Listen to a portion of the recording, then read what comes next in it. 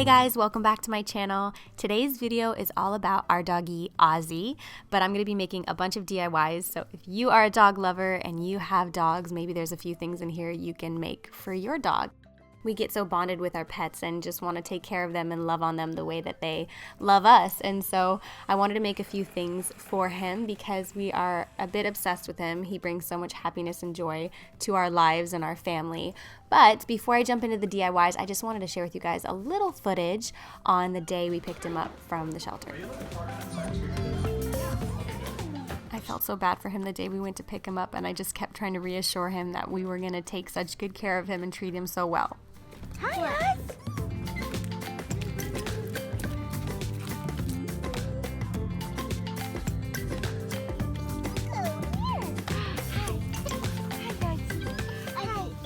He is a Border Collie Labrador mix, and he's honestly been the perfect fit for our family. He's so fun and playful with Oliver, gentle with the baby, and you know, he has his ways, but he is such a love and so perfect for our family. Yes. Are you mad at me? So let's get to spoiling our dogs.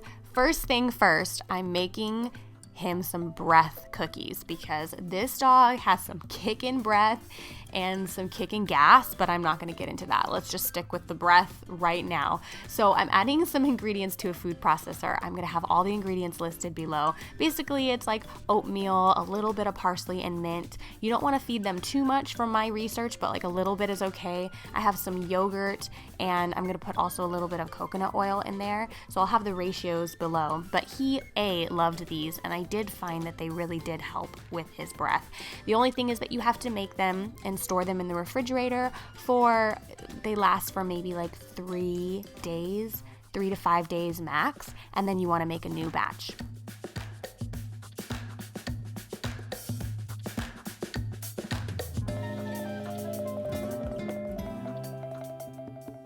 I added a little bit of water just to make it from a dry to a more wet consistency, kind of like a cookie dough. And I'm going to put small balls on a baking sheet, and I'm going to bake these in the oven for about 15 to 18 minutes. You just want to keep an eye on them. Once they start to brown, you want to pull them out right away. And then you can just leave them out to cool down. I stick them in a bag and then put them in the refrigerator. Ozzy was on standby the entire time waiting for them to finish, and when they did finish, I gave him one, so I think 1 or 2 max, and then, you can wait till the next day to give them another one, but it does seem to help, and he does like them, so I think I will 100% be making these again.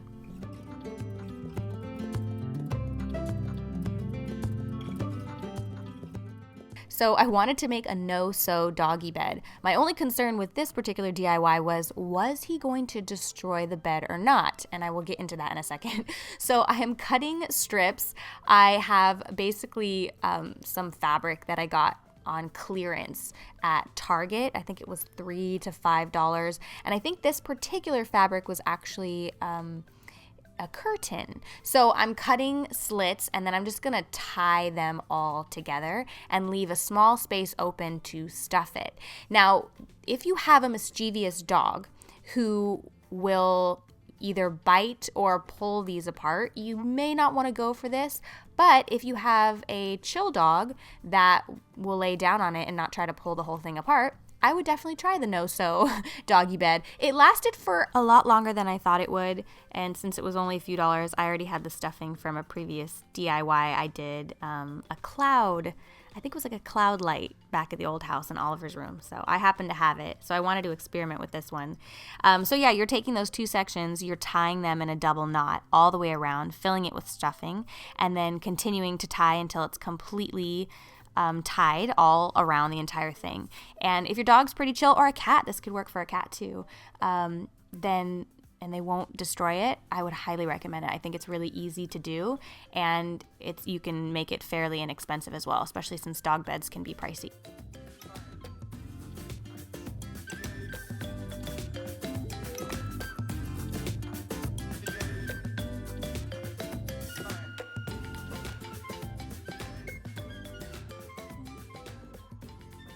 So next we are making a DIY dog toy. This is kind of similar to one of those rope ball toys that you can find at the pet shop. Basically, all you're going to need is an old tennis ball and an old shirt. So I'm using this old shirt here, and I'm just cutting it into 2 sections. So I'm cutting the sides, and then I'm going to cut the top, so where the shoulders go, I'm going to cut that off so that I have 2 pieces of fabric.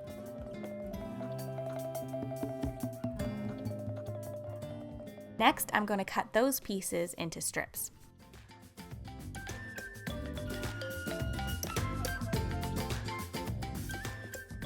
I'm taking one of Ozzy's tennis balls, and I'm just going to put a hole all the way through it. Then I'm going to take the strips and insert them through both holes so that they come out on each side. I did happen to borrow my husband's kitchen tweezers. Shh, don't tell. I was having a little bit of a hard time. So if you can find some sort of device to help you push the strips through the ball, it's very helpful. So I ended up only being able to insert about 3 because that was all the room I had with what I had made, the hole that I made, and then I'm braiding those together so that I have a DIY rope toy.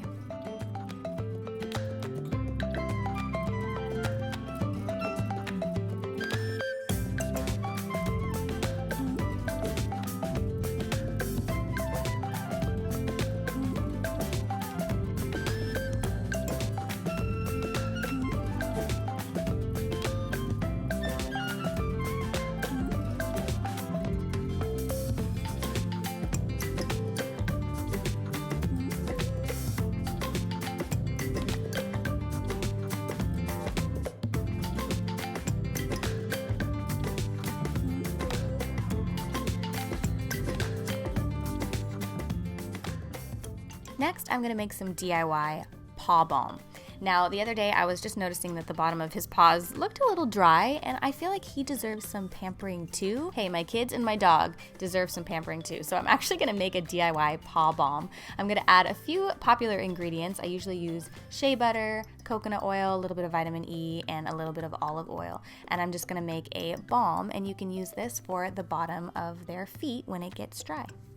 If you notice on my channel, anytime I make a balm or a lotion or even like a whipped body cream, I always start first with my version of a double boiler, which is basically a stainless steel bowl placed on top of a pan that has a little bit of boiling water at the bottom. So it's steaming it from the bottom. I place my oils or my shea butter together so that they can melt together.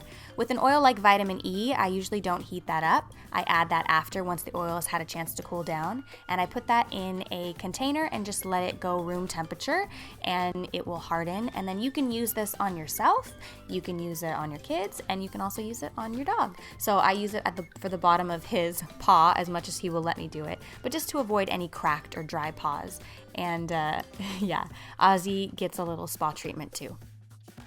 Next, I'm making a DIY dog bowl tray.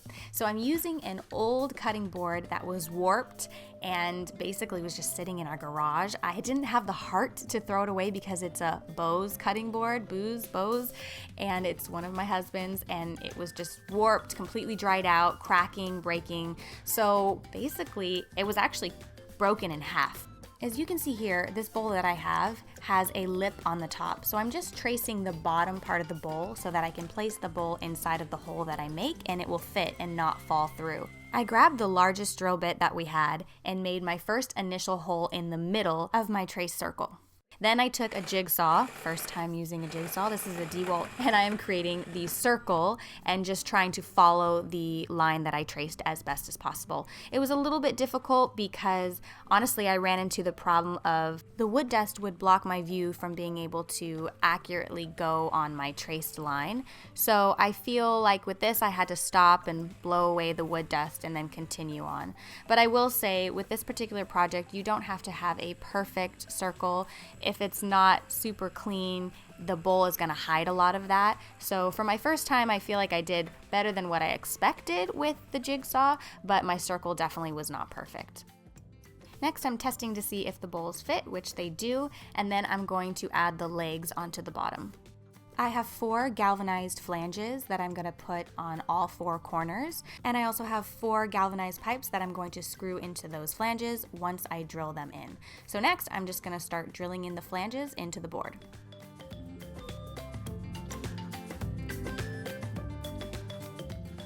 After I made the garden bed, if you watched that video, I actually upgraded our drill to a DeWalt, which has significantly more power, and I have found it to be really helpful in all of our home projects thus far. So I do highly recommend this drill.